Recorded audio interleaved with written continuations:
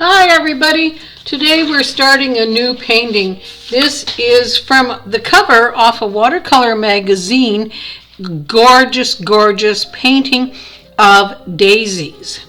A few things that we're going to have to be really careful about is when we trace our pattern that we do not trace too many dark lines around the outside of the flower unless we're going to have a very dark background.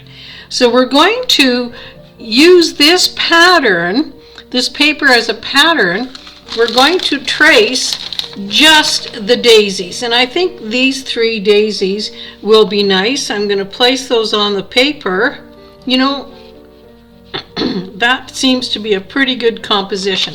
So I'm going to get that to stay right where it is, slip my graphite underneath, and carefully trace around my pattern. If you look, I have 2 cut sheets here. One is the original sheet and the other one is a colored copy. I'm going to use my colored copy because I do not want to do a bunch of pen marks on my original. I want to keep that pristine. Now, once I said be very careful about tracing not too dark, and you can see that I'm tracing with a dark pen and it's coming on my sheet quite dark, so I'm going to have to be very careful not to do too many heavy lines on the inside of the flower here, because if I do, I'm going to have dark lines.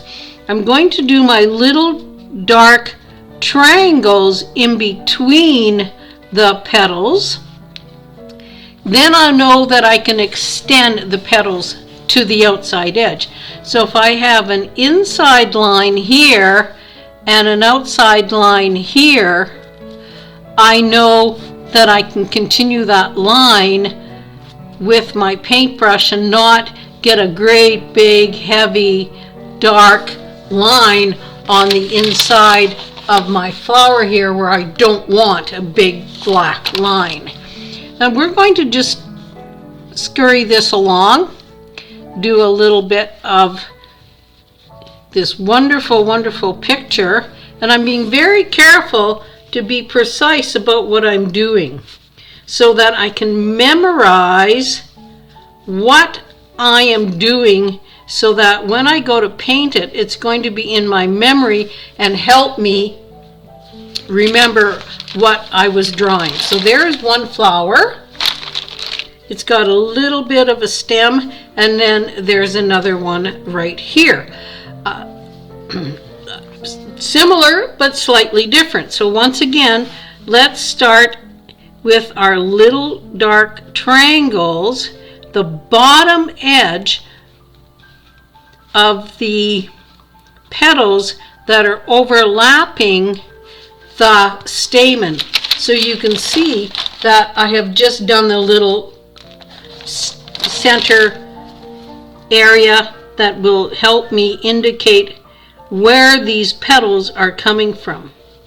I can not worry about the outside edges because I'm going to do a dark background, and we're going to learn a little bit about masking fluid, because that's always a challenge for people to know how to do that.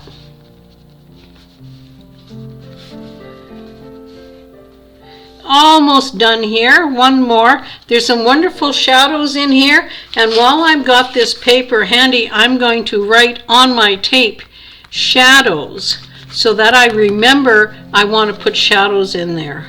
I'm going to give him a stamen. Oh, I forgot a petal. And he's got a little bit of extra ones at the bottom. And I think 2 flowers is going to be plenty enough for this picture. So we got our picture transferred. We're going to keep the original handy because that's the best color. Put our graphite and our pattern away. And the next step, of course, is to erase. Get our wax and our dark graphite off as much as possible.